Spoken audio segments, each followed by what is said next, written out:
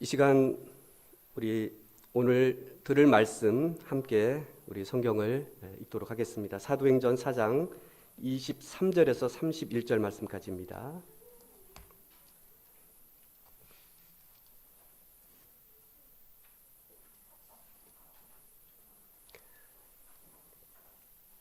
우리 교독하도록 하겠습니다. 사도행전 4장 23절에서 31절, 제가 먼저 23절, 여러분이 24절, 마지막 31절은 우리 함께 읽도록 하겠습니다.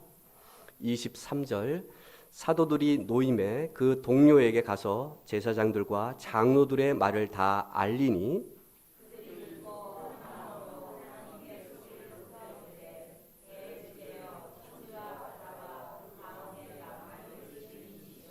또 주의 종 우리 조상 다윗의 입을 통하여 성령으로 말씀하시기를 어찌하여 열방이 분노하며 족속들이 허사를 경영하였는고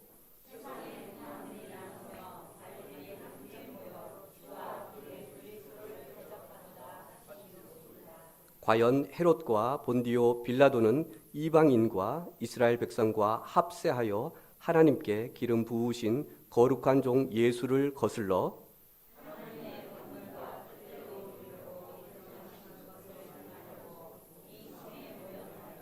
주여 이제도 그들의 위협함을 굽어 보시옵고 또 종들로 하여금 담대히 하나님의 말씀을 전하게 하여 주시오며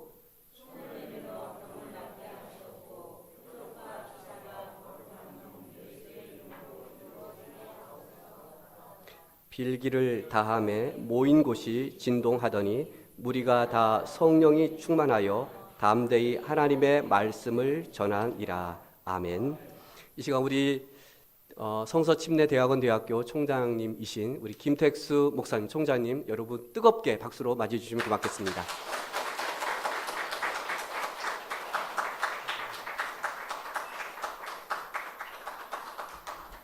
환영해 주셔서 감사합니다.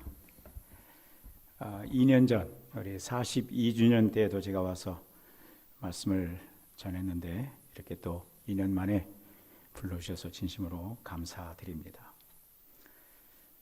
이미 44년 동안에 헌신하신 분들에 대한 감사의 말씀을 담임 목사님이 해주셨기 때문에 저는 그 부분을 또다시 언급을 하지는 않고 우리가 44년 동안의 헌신과 수고를 통해서 이 새사람교회를 통하여 우리 성서침례대학원대학교가 세워지고 또 많은 일꾼들이 배출되어지고 국내 선교가 또 활발하게 일어나게 된 것, 또 우리 은퇴하신 이후에 우리 원로 목사님께서 필리핀 선교를 귀하게 시작하신 것, 모두 여러분들의 기도와 헌신의 그런 결과라고 믿고 있습니다.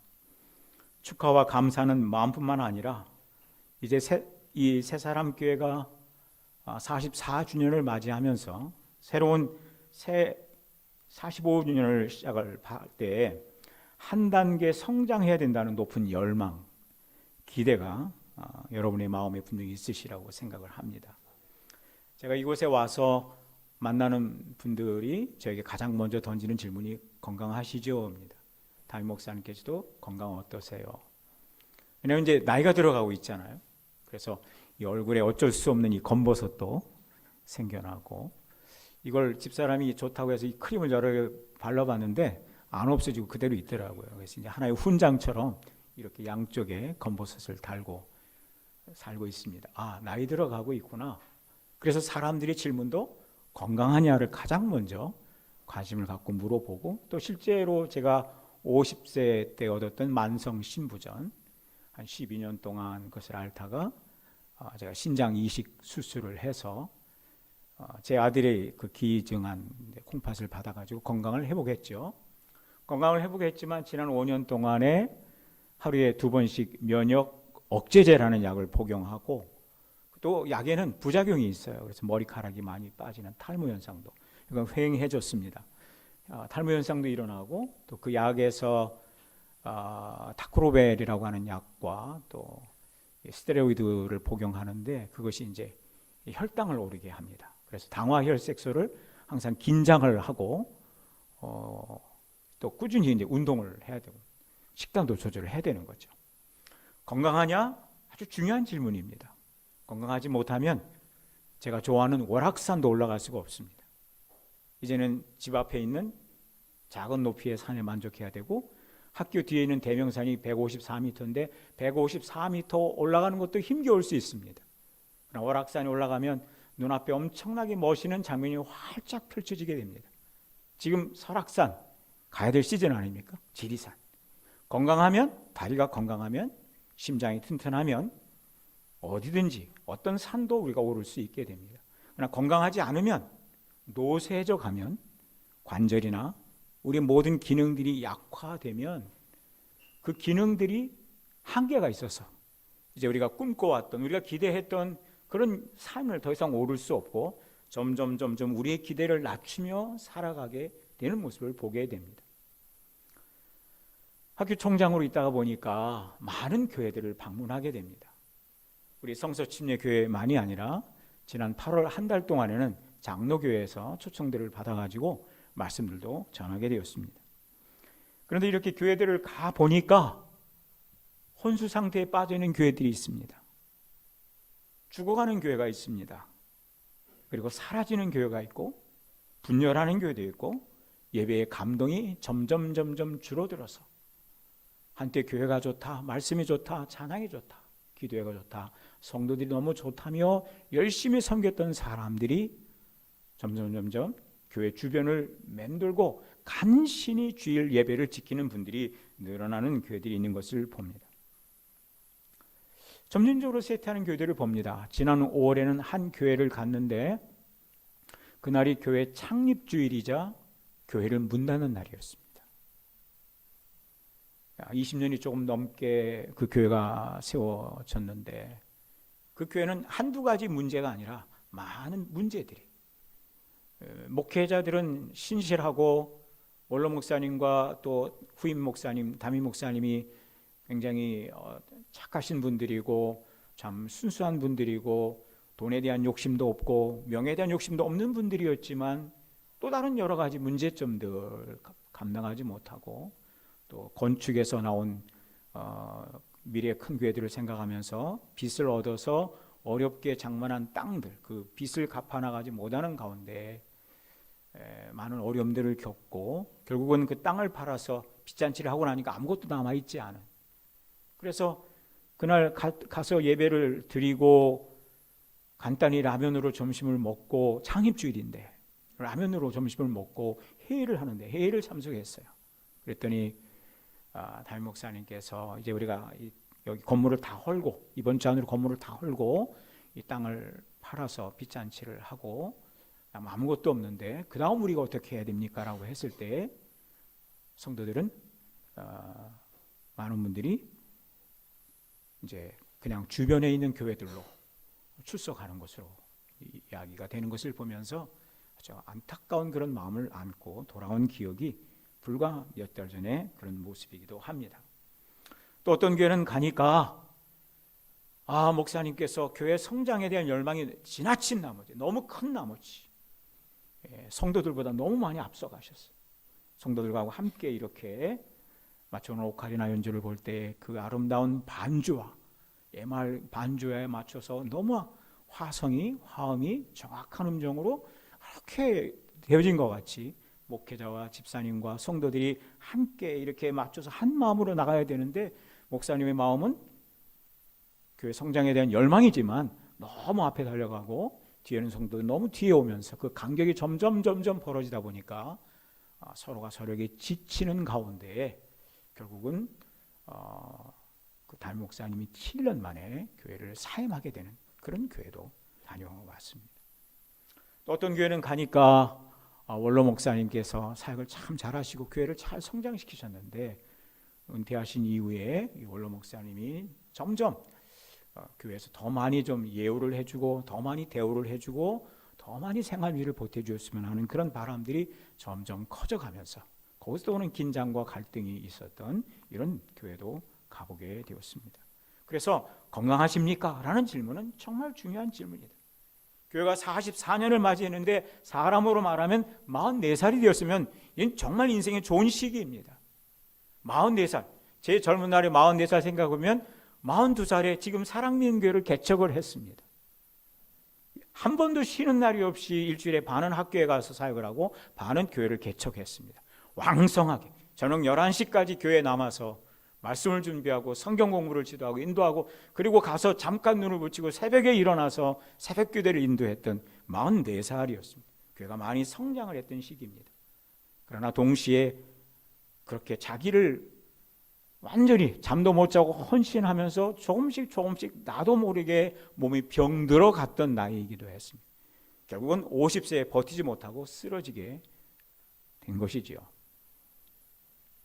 44살이라고 하는 이 시간은 어떤 의미에서 우리 여기 성도들의 연령층을 보더라도, 우리가 여기 이제 청소년 세대, 요즘은 이 코로나를 겪으면서 대형 교단들도 교인들이 감소하고 통합교단에서는 10만 명의 성도가 떠났다고 합니다.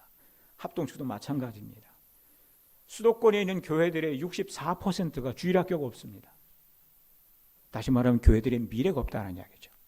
거기에 성서 침례교회도 포함이 되어 있습니다. 학생부가 없는 교회들이 43%라고 합니다. 수도권에 있는 교회들이 이 얼마나 심각한 상황이냐. 청년 세대들이 교회를 떠나고 있습니다. 교회는 어른들만 남아있는 이런 어려움들이 있습니다.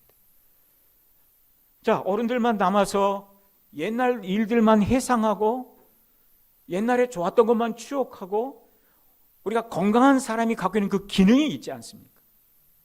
건강한 사람이 갖고 있는 그 기능이 점점 약화되어져서 그 기능을 다하지 못하게 되면 교회는 자연스럽게 더 감소하게 되고, 더 성도들의 숫자가 줄어들고, 성도들의 숫자가 줄어들면 헌금이 줄어들고, 재정이 약화가 되면 선교사를 파송할 수 없는 상태에 이르게 되고, 교회가 어떤 사역들을 하는데 점점 더 많은 어려움들을 겪게 되는 것을 보게 됩니다. 지금 우리는 건강한 교회인가? 그래서 우리의 기능인들이 그 기능들, 교회가 건강한 교회가 혹은 성장하는 교회가 할 수 있는 그 기능들이 매우 정상적인가 하는 것을 우리 자신들에게 물어볼 필요가 있습니다. 불과 2주 전에 제가 아산병원에 가서 3개월에 한 번씩 검사를 받다가 이번에 잘했다 이래가지고, 관리를 잘했다 이래가지고 한 달이 늘어나서 이제 4개월 뒤에 가게 되었습니다. 피검사를 하고 화학검사를 이렇게 합니다. 하면 제가 3개월 동안 어떻게 살았는지 모든 건강지표가 거기 다 나오는 겁니다. 앞서 나와서 감사의 간증을 하신 분이 내가 알고 있는 거 빼고 다 좋았다 이렇게 이야기를 하셨는데, 저도 몇 가지 중요한 그 건강 지표들을 관심을 갖고 있습니다. 이 핸드폰에 그 기록들이 다 남아 있습니다. 다 관심을 갖고 있는 것이죠. 헤모글로빈 수치부터 고혈압 수치, 또 우리가 지방, 콜레스테롤, 그 다음에 크레아티닌 수치, 뭐 단백뇨에 관련된 거, 혹은 이런 수많은 수치들을 다 들여다보게 되면서 어떻게 3개월 동안 살았는가 하는 것이죠. 어떻게 3개월 살았는가. 그러면서 의사 선생님이 오늘 보니까 평소보다 단백뇨가 많이 나왔는데 혹시 어제 오늘 고기 드셨나요? 그러는 거예요. 맞습니다. 학교에서 직원들하고 회식하고 그러느라고 고기를 좀 먹었습니다. 다음에 검사하러 올 때는 3일 동안 고기 드시지 마세요. 지표가 잘 나오려고 하면 3일 동안에는 좀 고기 좀 적게 드시고 오십시오. 이렇게 이야기를 들었어요. 이게 중요한 이야기입니다. 오늘 우리 이 새사람교회도 44주년을 맞이하면서 이 건강 지표가, 특별히 건강한 교회, 즉 성장하는 교회가 갖고 있어야 될 그 기능들, 그 지표들이 아주 건강한 상태를 유지하고 있는 것. 이건 아주 중요한 질문인 것입니다.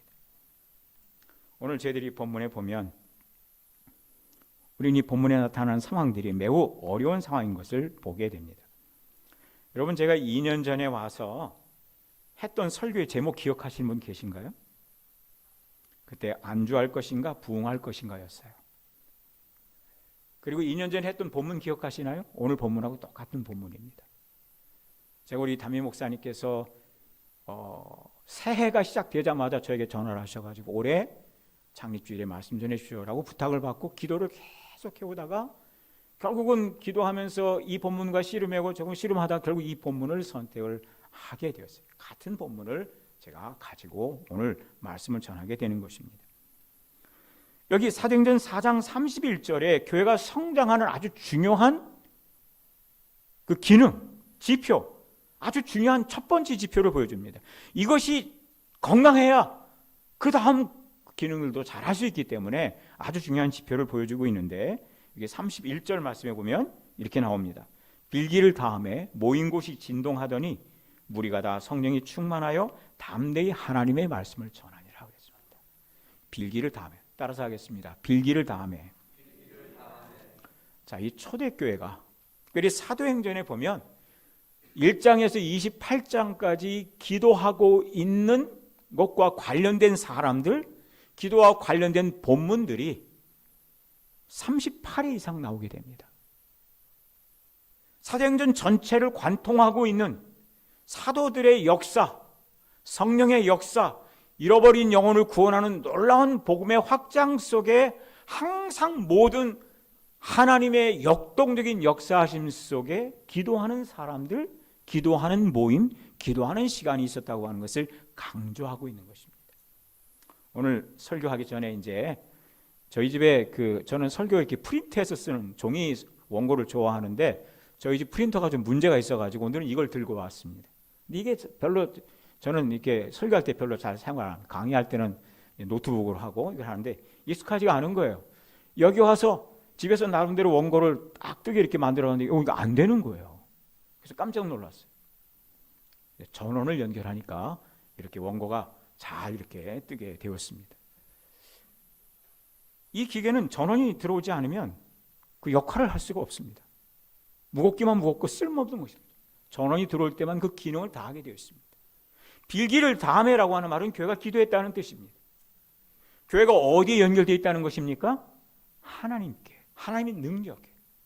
교회가 교회다울 수 있는 것, 예배가 예배다울 수 있는 것, 설교가 설교다울 수 있는 것, 복음전도가 복음전도다울 수 있는 것, 우리가 말하는 성장의 지표들, 성장의 기능들, 건강한 교회가 반드시 수행하는 어떤 기능들, 그 가운데 복음전도가 있습니다. 이 본문에 나옵니다. 빌기를 다음에 모인 곳이 진동하더니 무리가 다 성령이 충만하여. 자, 건강한 교회의 특징이 뭐냐면 성령이 충만한 교회라는 거예요.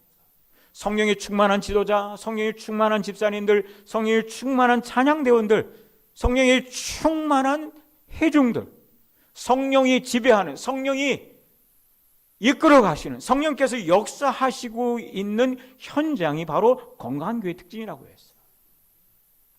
예수께서 제자들이 뭐라고 말씀하셨어요? 성령이 너에게 임하시면 너희가 무엇을 받고? 권능을 받고. 교회는 근본적으로 하나님의 권능이 머무르는 교회가 되어야 합니다. 성령의 역사는 교회가 되어야 될 줄로 믿습니다. 교사는 성령의 권능으로 가르쳐야 되고, 집사님들은 성령의 권능으로 사역해야 되고, 모든 회중들은 성령 안에서 찬양해야 되고, 목사님도 성령으로 말씀을 전해야 될 줄로 믿습니다. 그 성령의 역사하심의 분량이 어느 정도 되느냐 하는 것입니다. 제가 뭐는 이제 이 스킨 로션을 사기 위해서 마트를 방문해가지고, 그때 마침 이제 저는 아주 냄새가 진한 향수를 이렇게 좀 머리가 아파서 잘 안 씁니다. 근데 향수를 쓰기는 써야 되겠고, 나이가 들어가면 냄새가 난대요, 사람 몸에서. 그래서 열심히 목욕도 해야 되지만 남에게 피해를 주지 않기 위해서 향수를 한번 써볼까 하고 이제 가서 물어봤어요, 직원에게. 좀 이렇게 시원한 향수 없을까요? 내가 총각이라면 매력적인 향수를 구하겠지만 이제 나이 들었으니까 좀 시원한 향수 한번 써보고 싶어서. 그랬더니 막 쫙 나누는 거예요. 냄새를 다 조금씩 맡게 하는데 제가 요구한 게 뭐냐면 너무 강하지 않은 거, 남에게 부담을 주지 않는 거, 불쾌하지 않은 거, 머리가 아프지 않은 거, 그 다음에 향이 너무 오래 가지 않는 거. 그런 거 없어요 그러더라고요. 참 어려웠어요. 향수 하나 고르는 것도 쉽지 않구나. 그래서 아주 가벼운 향수 그럼 하나 주시는데, 이게 또 뿌리자마자 사라지면 좀 돈이 아까우니까 그래도 조금 가는 거 이렇게 해주세요. 그래가지고 이제 하나 장만을 했는데 이게 진짜 오래 가는 거예요. 근데 문제는 머리가 아파요. 이런 향수 쓰면 안 되겠죠? 이거 문제가 있어요. 우리가 어떤 향수를 쓸 때 오래가는 향수, 그 오래가면서 좋은 향수가 있는데, 교회가 교회로서의 그 아름다운 향기, 복음의 향기, 성도들의 삶이라는 아름다운 간증의 향기, 이것은 근본적으로 하나님의 능력과 연결되어 있을 때만 가능한 줄로 믿습니다. 빌기를 다음에 모인 곳이 진동하더니 무리가 다 성령이 충만, 무리가 다 성령이 충만, 일부만 성령 충만해도 엄청난 일인데 무리가 다 성령이 충만했다고 했습니다. 초대교회 사도행전 6장에서 교회가 여러 가지 사역들이 많아지고 이제 이용국 선교사님도 우리가 행정적으로 뒷바라지도 해야 되고요. 또 재정적인 관리도 하셔야 되고 어려운 성도들 돕는 일, 구제 사역하는 일, 국내 선교하는 일, 성서침례대한대학교 우리 교육천사들 후원 관리하는 일, 사실 많은 사역들을 앞에 두고 초대교회가 처음으로 집사님들을 세우는 장면이 있습니다. 그때 집사님들을 세울 때 자격이 뭐였어요? 거기 대학 졸업장 따지지 않았어요. 고등학교 졸업 따지지 않았어요. 그분들 재산이 얼마나 되는지 이거 따지지 않았어요. 사회 경력이 얼마나 되는지, 그분들이 얼마나 지식이 풍성한 일인지, 오늘 나와서 간증하신 우리 집사님처럼 그렇게 감수성이 풍부한지, 문학적 그런 은사가 뛰어나고, 이거 따지지 않았어요. 가장 중요한 거 말씀하셨어요. 성령이 충만한 상태는 사람이라고 했어요. 우리가 성령을 모신 줄 믿습니다. 그러나 충만한 사람은 많은 사람이 아닙니다. 충만한 상태에 있는 사람을 했어요. 충만함을 유지하려고 애쓰는 사람, 성령이 지배적인 사람, 그 생애, 그 사람의 삶의 80%는 자아가 지배하고 20%만 성령이 지배하는 사람이 아니라 모든 삶의 결정적인 순간마다 성령이 지배하는 사람들. 그리고 믿음이 어떤 사람이라고 합니까? 믿음이 충만한 사람을 했어요. 삶의 모든 순간을 믿음으로 해석하는 사람 되신 겁니다. 내가 건강할 때에만, 사업이 잘 될 때에만, 사람이 나에게 박수갈채를 보낼 때에만 믿음으로 모든 일들을 해석하는 것이 아니라 오늘 헌신하는 것도, 희생하는 것도, 봉사하는 것도 내 상태가 좋을 때에만, 환경이 좋을 때에만 믿음으로 헌신하는 것이 아니라 내 상황과 상관없이, 현실과 상관없이 믿음이 그 마음을 지배하는 사람들을 여기 집사님들로 세우셨습니다. 건강한 교회의 아주 중요한 지표 중에 하나가 바로 성령으로 충만한 사람, 믿음으로 충만한 사람, 평판이 좋은 사람, 지혜가 충만한 사람들을 이야기하고 있는 것을 보게 됩니다. 이 충만한 상태에서 가장 중요한 것이 바로 성령께서 그 마음을 지배하는 사람이라고 말씀을 하고 있습니다. 건강한 교회는 모든 성도들이 성령에 이끌리고 성령의 인도하심을 사모하고 성령의 충만을 사모하는 교회인 줄로 믿습니다. 그런데 그 성령 충만이 어디서부터 시작이 되었는가 하는 것입니다. 빌기를 다음에 그랬습니다. 자, 지금 여러분과 제가 성령으로 충만한 상태에 있지 못할 수 있습니다.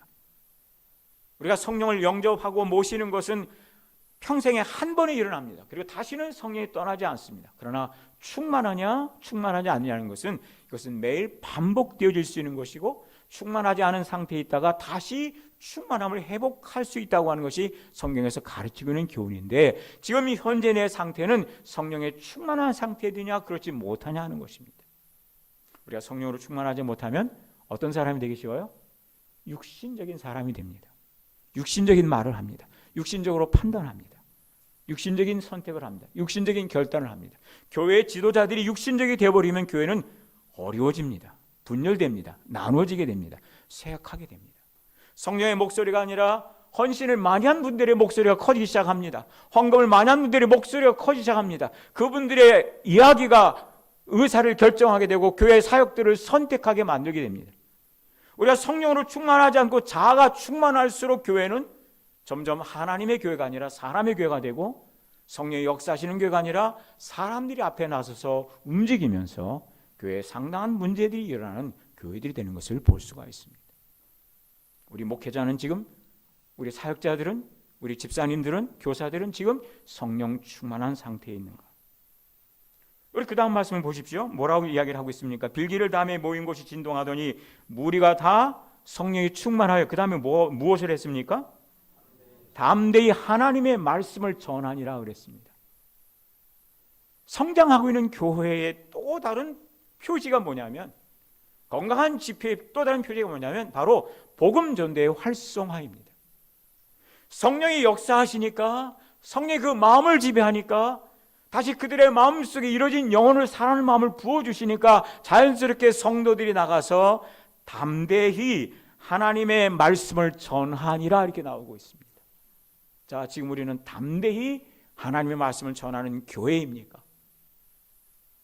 우리 성도 한 분 한 분은 지난 2024년 1월부터 오늘에 이르기까지 몇 사람에게 예수 그리스도의 복음을 담대히 증거하셨습니까? 우리를 통해서 누군가 주님을 영접했다고 고백한 사람이 있었습니까? 우리의 많은 중보의 사역과 눈물의 기도와 그리고 우리의 많은 희생, 시간을 내어주고 물질을 나눠주고 함께 아파하고 함께 고통을 겪으면서 한 영혼을 위하여 해산의 진통을 통해서 어린이 한 명이 주님 앞으로 인도되었습니까?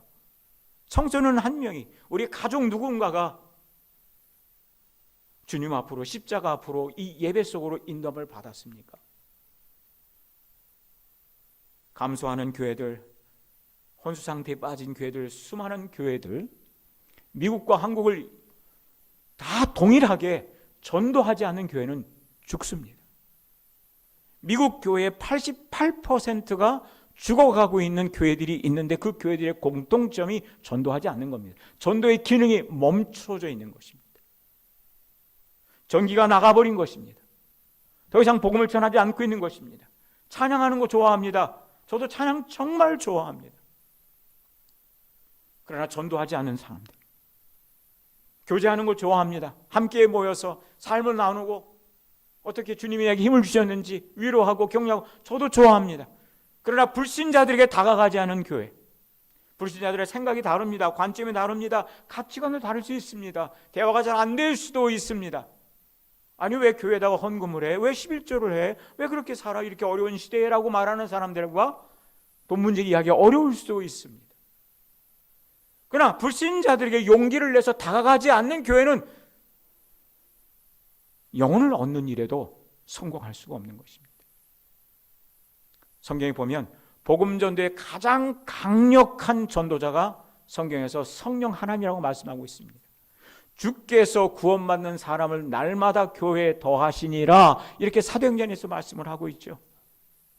성령이 역사하시니까 성령 충만한 회중으로 변하고 성령이 충만해지니까 자아를 넘어서서 자기 생각을 넘어서서 자기의 일들만 추구하는 생각을 넘어서서 이뤄진 영혼에 관심을 갖고 나아가서 복음을 전하게 됐다고 그랬어요. 그것도 담대하게.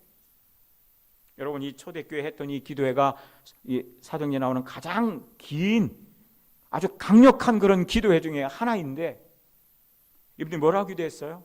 하나님 핍박이 없는 삶을 우리가 구한 것이 아니었어요. 문제가 없는 삶을 구한 것이 아니었어요. 그들이 기도하여 응답받을 수 있는 수많은 가지가 있었지만 지금 이 본문에서 저들의 유일한 관심사는 예수 그리스도의 복음을 증거하여 하나님을 영화롭게 하고 영혼들이 구원받는 것이었어요. 그들이 핍박이 없고 문제가 없는 삶을 구하는 것은 나중의 문제였어요. 건강도 중요하지만 건강도 그들의 기도 제목의 최우선순위는 아니었어요. 돈도 중요하죠. 우리 자녀들의 취업도 중요하고 결혼 문제도 중요하고 우리 부모님들을 잘 섬겨도 중요합니다. 어느 것 하나 소홀히 할 수가 없는 부분들입니다. 그러나 지금 저들의 마음속에 지배하고 있는 생각은 바로 이뤄진 영혼들이 저들의 핍박하는 사람들, 저들에게 복음을 전하지 말라고 하는 사람들, 하나님 저들의 입을 하나님이 좀 치십시오. 핍박하는 사람들 좀 하나님이 어떻게 손 좀 봐주자는 것이 아니라 그들의 영혼을 하나님이 구원해 주시라고 저들이 간절히 기도했고 그 기도 응답 그대로 담대히 하나님의 말씀을 전하게 되었다라고 이야기를 하고 있어요. 건강한 교회의 지표, 그 출발점이 바로 빌기를 다음에 있는 것을 볼 수가 있습니다. 많은 교회 목사님들이 가서 이제 제 제자 목사님들도 있고 동료 목사님들도 있고 서로 이야기를 하지 않습니까? 우리 목사님하고도 오늘 아침 와서 인사하면서 이 지역 여기가 참 너무 아름다운 곳인데 사방에 산으로 들어서 너무 아름다운 곳인데 주변에 좀 새로운 아파트가 들어오면 좋을 텐데 이런 이야기를 했어요. 그죠? 어떤 사람들은 우리 교회당 건물이 좀 오래되어서 어떤 교회 성장의 원인을 건물에 이렇게 찾아보는 사람도 있어요. 그게 전부 문제는 아니지만 그것도 문제라고 보는 거죠. 또 어떤 교회는 가보니까 주차장이 너무 협소해요. 그래서 사람들이 교회 주변을 뺑뺑뺑 돌다가 그냥 가버리는 거예요. 진짜 안타까운 교회가 있어요. 주차장이 너무 없어요. 대책이 없는 거예요. 또 어떤 교회는 우리 교회 돈이 없어가지고 그래서 선교도 못한다. 틀린 말은 아닙니다. 우리 원로 목사님 선교하시는데 원로 목사님이 가서 교회를 개척하시고 교회를 세우고 건축하고 사실 재정이 많이 필요합니다. 또 하나의 교회를 개척할 수도 있겠죠. 그러나 우리 또 집사님들과 담임 목사님께 부담을 드리는 일 같아서 건축을 한번 하고 싶은데 1,000만 원, 1,000명 들어가는데 이거 하면 또 내가 성경으로 1,000만 원 가져가면 교회가 그만큼 또 어려워지는데 이런 생각이 들면 저는 말을 못하는 겁니다. 교회 재정이 풍성하면 큰 고통 느끼지 않고 부담 없이 목사님, 담임 목사님 이런 사역을 하려고 하는데 기도해 주세요. 그럼 담임 목사님께서 집사님들에게 집사님, 담임 원로 목사님께서 이런 일을 하려고 하시는데 우리가 믿음으로 도와드리면 좋겠지요. 기도해 봅시다. 그럼 집사님도 할렐루야, 아멘 합시다. 우리 있는 게 돈밖에 없습니다. 이러면 얼마나 좋겠어요. 교인이 감소하니까 뭐가 감소해? 그 다음에는 헌금이 감소합니다. 헌금이 감소해. 그다음 뭐가 감소해요? 이제 계산하는 거예요. 이거 건물 관리 어떻게 하지? 어떻게 사역하지? 원로 목사님 그럼 사례비 좀 줄여야 되나? 담임 목사님 사례비를 줄여야 되나? 이거 고민한 교회들이 있어요. 광주의 어떤 교회를 그 교회 같은 경우도 원로 목사님 은퇴하시고 나서 생활비가 반으로 줄었어요. 참 기가 막힌 이야기죠. 그걸 누구에게 하소연하겠어요? 참 어려운 일 아닙니까? 이뤄진 영혼들이 구원받으면 그들이 여기 본문에서 32절 이하에서 뭐라고 말씀을 하고 있어요? 여기 33절 이하를 보겠습니다. 사도들이 큰 권능으로 주 예수의 부활을 증언하니 무리가 큰 은혜를 받아. 자, 성령이 역사하시니까 복음이 전도가 되기 시작을 하고 담대한 전도를 하게 되니까 성도들이 큰 은혜를 받았다고 그랬어요. 따라서 하겠습니까? 큰 은혜를 받은 교회. 성도들이 은혜를 받으니까 담임 목사님이 헌금 좀 해주세요라고 부탁을 하지 않아도 뭐라고 말씀하고 있어요? 그 중에 가난한 사람이 없으니 이는 밭과 집 있는 자는 팔아 그 판 것의 값을 가져다가 사도들의 발 앞에 두매 그들이 각 사람의 필요를 따라 나눠줌이라고 그랬어요. 자발적으로 큰 은혜에 감동되어서 이 복음이 한 영혼을 구원하고 한 가정을 변화시키고 한 청소년의 삶을 변화시키고 이렇게 영광스러운 이 복음이 너무 감사해서 이 복음을 좀 더 열심히 크게 확장할 수 있도록 제가 헌금하겠습니다. 우리 선교사 파수한 일에 제가 돕겠습니다. 학교에서 우리 이용국 목사님이나 존재세 목사님 같이 참이 착하신 목사님, 선하신 목사님, 따뜻한 목사님, 귀한 목사님들 더 많이 배출해내라고 학교에다 후원하겠습니다. 누가 강요해서가 아니라 가난한 사람들을 위해서, 어려운 사람들을 위해서, 고통받는 사람을 위해서, 학교는 학교겠지만 학비가 없는 학생들을 위해서 자금을 자발적으로 큰 은혜를 받은 사람들이 헌금을 드리니까 교회 재정이 넘쳐나게 되고, 여기 바나바라고 하는 한 젊은이가 등장을 합니다. 이 4장에서 그가 전해들은 이 복음의 큰 은혜를 받아서 그도 다른 사람처럼 구부로 섬에 있는 자신의 토지 팔아가지고 하나님 나라 사역을 위해서 그것을 드리고 자기 자신도 헌신을 해서 온전히 드리게 되었던 것을 보게 됩니다. 건강한 교회 특징 중에 하나가 바로 큰 은혜를 받은 성도들의 자발적인 헌금에서 찾아볼 수가 있습니다. 목사님이 사실 헌금 설교하면 성도들이 부담을 느끼게 되어 있습니다. 제가 한 번은 우리 교회 예배가 좋다고 찬양이 좋다고 그 루터교회 다니시던 부부가 저희 교회로 왔어요. 예상치 못한 분들의 방문이었어요. 너무나 감사했어요. 근데 제가 섬겼던 이 한빛 침례교회에서는 1년에 딱 한 주를 청지기 줄로 정해가지고 그 주간에 뭐냐면 그리스도인의 드리는 은혜에 대한 설교를 합니다. 어떻게 드리면서 살아야 되는가? 왜 우리가 선교해야 되는가? 왜 11조를 하는가? 왜 감사는 무엇인가? 건축은 앞으로 어떻게 되는가? 이런 헌금 설교를 52주 가운데 딱 한 번을 해요. 그리고는 안 해요. 헌금에 대해서. 근데 하필 그 주간에 나왔어요. 여러분 벌써 결과가 보이시는 것 같아요. 이 교회가 좋은 교회라고 해서 이렇게 이제 방송 설교도 그렇게 가지고 왔는데, 그날따라 제가 고린도후서 6장부터 9장 전체 본문을 가지고 드리는 은혜 아닙니까? 그래서 말씀대로 전했는데 그 주간에 오자마자 그 다음 주부터 안 나오시는 거예요. 왜 안 나오시냐 연락을 했더니, 교회 가자마자 우리 너무 지금 어려운데, 형편이 어려운데 그 헬스클럽을 운영하는데 안 돼가지고 지금 문을 닫은 상태인데 11조 설교를 하니까 마음이 상해가지고 못 나가겠다. 제 마음은 그분들이 좀 하나님의 은혜로 재정도 풍성해지고 잘 되기를 바라는 마음에서 말씀 중심으로 했는데도 불구하고 그분들이 상처를 받으신 거예요. 이렇게 재정에 대한 설교가 어려운 겁니다. 같은 설교를 듣고 어떤 성도들은 아멘 아멘 하고 11조를 더 드리고 성경금을 더 드리고 증액한 분들도 있는가 하면 교회 못 나오겠습니다. 우리 너무나 힘들어 죽겠는데 헌금이라니요, 11조라니요, 돈도 있어야 하는, 그거 틀린 말 아니죠. 믿음이 약한 사람들 그렇게 말씀하실 수 있는 겁니다. 그러나 이 초대교회는 굳이 헌신에 대해서, 재정에 대해서 설교를 하지 않아도, 왜냐하면 성도 이미 큰 은혜를 받았어요. 저도 큰 은혜를 받았기 때문에 제 생애를 하나님께 드린 거 아닙니까? 저도 큰 은혜를 받고 사랑 믿는 교회를 사임하고 나올 때 5천만 원의 건축 헌금을 하고 나왔습니다. 저희 부부가 열심히 적금을 들고 퇴직금을 모아가지고 5천만 원의 건축 헌금을 하고 큰 은혜를 받았기 때문에 목회자로 섬기면서 성도들의 사랑이 큰 은혜를 받으니까 그냥 드린 거예요. 제가 사랑교회에서 나오기 전에 극동방송을 듣고 오신 성도님이 계셨어요. 그리고 나중에 집사님 되셨는데 이분도 큰 은혜를 받으니까 1년에 5천만 원씩 교회 건축원금을 하셨어요. 8년 동안 꾸준하게 1년에 5천만 원씩 하신 거예요. 그게 모이고 또 쌓이고 성도의 헌신이 쌓이고 또 저희 부부가 드렸던 이 종잣돈 건축원금 이것들이 모아져가지고 나중에 이재기 목사님 오셔서 더 교회를 성장시키고 교회를 건축해서 정말 아름다운 건축 대상을 2번이나 받게 되었던 것을 우리는 보게 됩니다.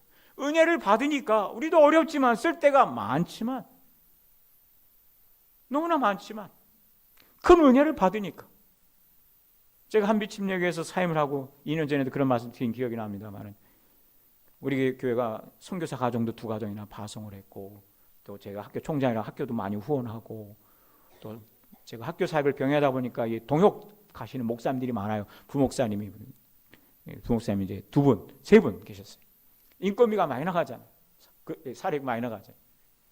그래서 성도들이 참 이 저를 도우시려고 이렇게 여러 사역자들을 쓰고 선교자고 하니까 또 그 선교 헌금도 이렇게 하시고 너무 감사해서 저는 또 우리 부목사님 너무 헌신을 많이 하니까 그래서 부목사님 대우를 담임 목사 대우를 해드리고 사례비를 제일 많이 드렸어요.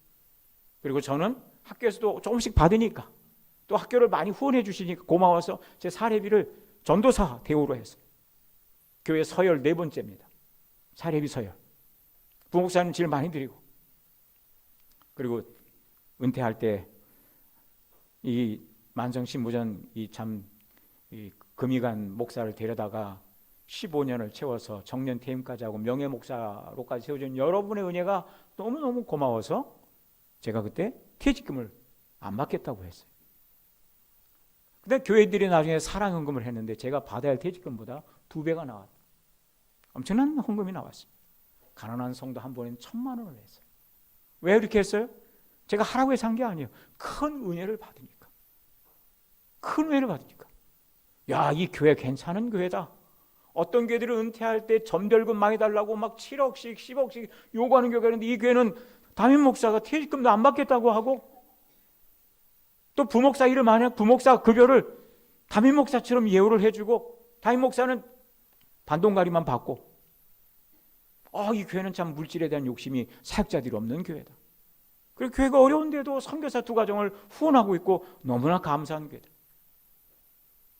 제가 총장으로 이사해서 처음 선출되었을 때도요 오케이 하지 않았어요. 제가 집사님들이 먼저 물어봤습니다.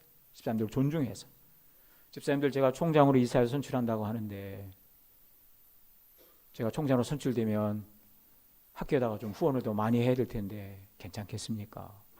집사님들이 하라고 하면 하고 하지 말라고 하면 하지 않겠습니다.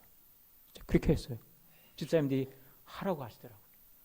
나중에 큰 대가 치를 걸 아셨는지 모르시겠는지 하라고. 그래서 제가 총장을 했어요. 첫 번째 총장 임기를 마치고 두 번째 또 이사해서 뽑는다고 그랬어요. 또 물어봤어요.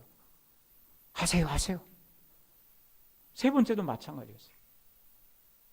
왜냐면 제가 집사님들이 너무 고마우니까. 그분들 덕분에 목회를 하니까.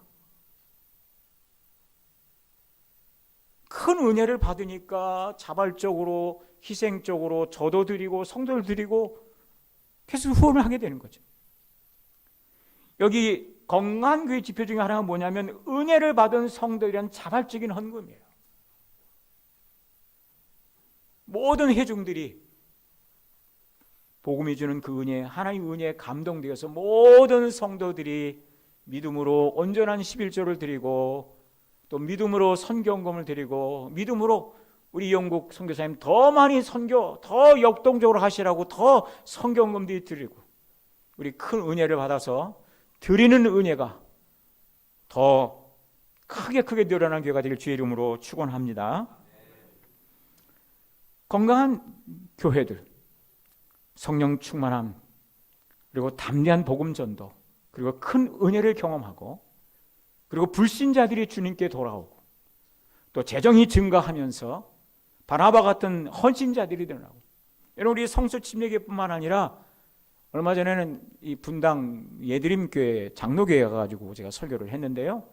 그 교회에서 저에게 뭐라 하냐면 거기는 합동직 교단입니다. 총신대 신대원이 있는 그런 교단이죠. 요즘 전도사 구하기 어려운데 우리 성수침례대학원 대학교에서 전도사 한 명 보내달라고. 대형 교단에서도요 사역자 구하기가 어려워요.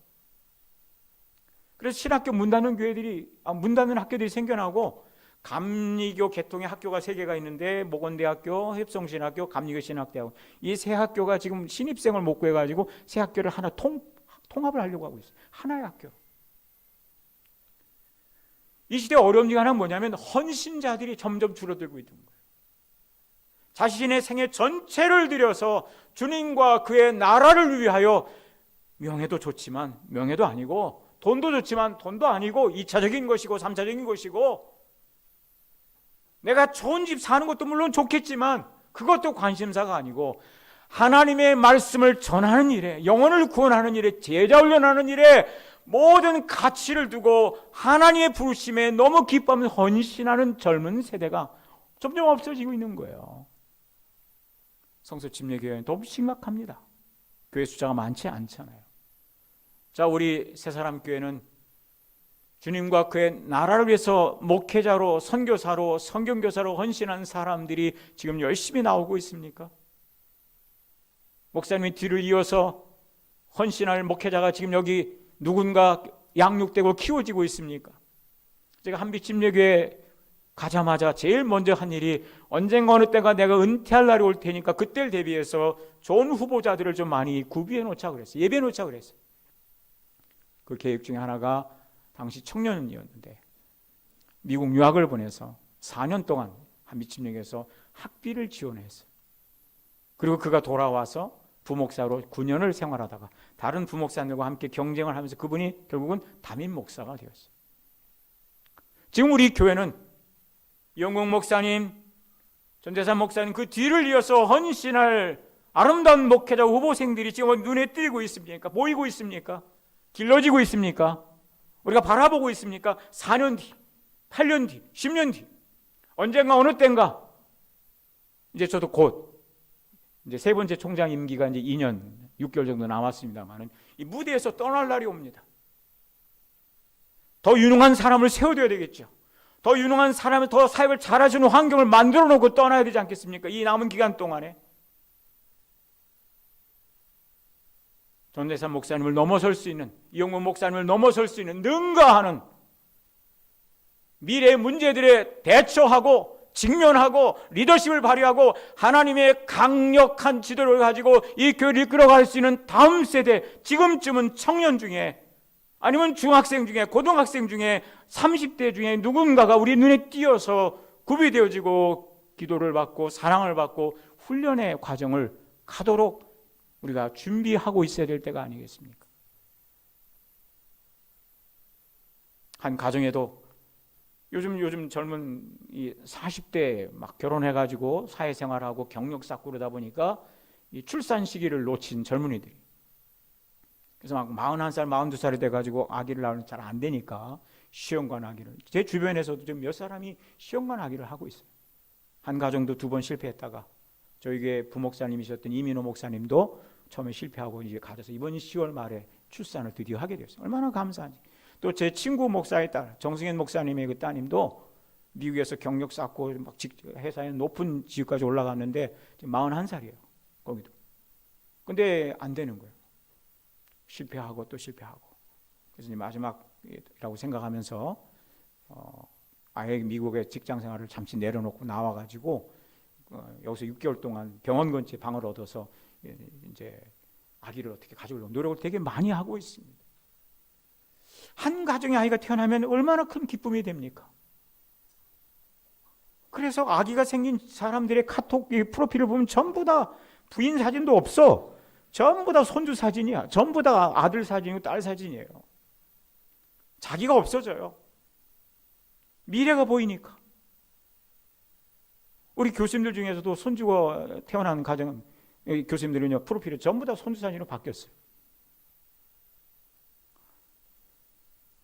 교회의 영적 출산, 이뤄진 영혼의 구원, 그리고 그와 함께 다음 세대를 이끌 수 있는 헌신자들이 우리 새사람 교회를 통해서 꾸준하게 계속해서 나오기를 주의 이름으로 축원합니다. 빌기를 다음에 오늘 말씀을 마치겠습니다. 빌기를 다음에 저들은 대주제여 이렇게 기도를 시작했습니다. 대주제란 주권자이신 하나님, 전능하신 하나님이라는 뜻입니다. 사람은 할 수 없을 때 하나님은 하실 수 있음을 믿으십니까? 대주제여, 이 고백은 뭡니까? 우리가 할 수 없는 것은 하나님은 하실 수 있습니다라는 고백입니다. 환경은 우리를 압박할 수 있지만 하나님은 이 환경을 넘어설 수 있다는 고백이 대주제여라는 뜻입니다. 우리는 전도하는 일에 위축되고 지금은 침묵을 지키고 있는 그리스도인들이지만 하나님이 역사하시면 다시 우리가 담대한 전도자로 바뀔 수 있다고 저들이 믿고 있다는 고백이기도 합니다. 우리 새사람 교회 성도 여러분, 교회 창립 44주년을 맞이해서 45년을 바라보면서 여러분 새벽 기도에 모이고 있습니다. 집사님들 모이십니까? 성도들 모이십니까? 이들은 본문에서는 저들이 소리를 높여 간절히 기도했다고 했습니다. 조는 듯한 기도가 아닙니다. 목적이 분명한 기도, 이뤄진 영혼을 구원하려는 기도, 성령이 역사하게 하시려는 기도, 큰 은혜를 받게 하려는 기도, 집집마다 찾아가서 복음을 전하려는 기도, 부족한 재정이 하나님의 은혜로 성령의 능력으로 채워져서 보다 역동적이고 활발한 국내 선교가 이루어지기를 간절히 바라는 그 열망을 갖고 전능하신 하나님 앞에 저들은 소리를 높여 간구했다고 했습니다. 제가 그 탁구 생활체육을 이제 건강을 위해서 하고 있는데 레슨을 받으러 가면 2가지 코스가 있어요. 하나는 생활체육 코스 레슨과 하나는 소위 뭐라고 하죠? 선수가 되려고 하는 실업선수, 프로선수, 국대가 되려는 선수, 이 2 코스가 있어요. 돈도 레슨비도 다릅니다. 이 생활체육 선수들은 거기 한 달 생활비를 포함해가지고 레슨비 해서 뭐 한 25만 원 혹은 뭐 20만 원. 그러니까 저는 30만 원짜리 신청을 했어요. 왜요? 딴 사람보다 2배로 연습을 합니다. 나이를 먹어서. 배우면 돌아서면 잊어버리잖아요. 그러니까 더 빨리 배워보려고 2배짜리 코스를 신청했어요. 그런데 엘리트 코스를 밟고 있는 선수를 바라보는 이 사람들은 출발점이 달라요. 저는 건강을 잃고 나서 시작을 했지만 이 엘리트 출신들은요 8살, 6살에 시작을 합니다. 초등학교 4학년짜리 여자아이가 하나가 있는데 얘가 연습하는 것을 보면요 한 번에 와서 2시간 연습하고 밥 먹여가지고 또 2시간 연습을 해요. 하다 막 웁니다. 그때 그 코치가 뭐라 하는지 아세요? 지금 가장 힘들 때 이걸 넘어서야 돼. 이걸 네가 넘어서지 못하면 너는 그냥 평범한 선수야. 이걸 넘어서지 못하면 너는 전국체전에 가서 단 한 번도 우승하지 못할 거야. 전국체전에 가서 우승하지 못하면 실업팀에서 널 뽑아가지 않을 거야. 실업팀에서 안 뽑아갈 정도의 실력이면 국대에서는 당연히 안 뽑아가지. 이걸 가르치는 사람도 그냥 유승민, 이렇게 탁구 유명한 분, 그분이랑 같이 운동을 하신 분이에요. 그 코치가. 이 어린아이가 막 울면서 해요. 근데 재밌는 거는 이걸 지켜보는 그 엄마가 뒤에서 웃고 있어요. 왜요? 이게 잘 되는 길이다 하는 거죠. 여러분, 교회가, 우리 새사랑교회가 좀 하나님 앞에 우시기를 바랍니다. 그래 웃을 수 있어요. 교회가 부흥하는 거 보고 싶으세요? 성장하는 거 보기 원하세요? 하나님 앞에 우는 교회가 되길 주의 이름으로 축원합니다. 소리를 높여 간절히, 집사님들이 먼저, 교사들이 먼저, 찬양팀들이 먼저, 이 교회에 오래 헌신한 분들이 먼저, 지나간 헌신은 다 잊어버리고 주님이 다 알아주시니까 새로운 마음으로 내년에 더 많은 영혼들이 여기 꽉 찬 상태에서 더 놀라운 하나님께 영광을 돌릴 수 있는 날을 기대하면서 하나님께 소리를 높여 눈물로 간구하는 교회가 되기를 주의 이름으로 축원합니다. 기도하시겠습니다. 이제 목사님 나오시죠.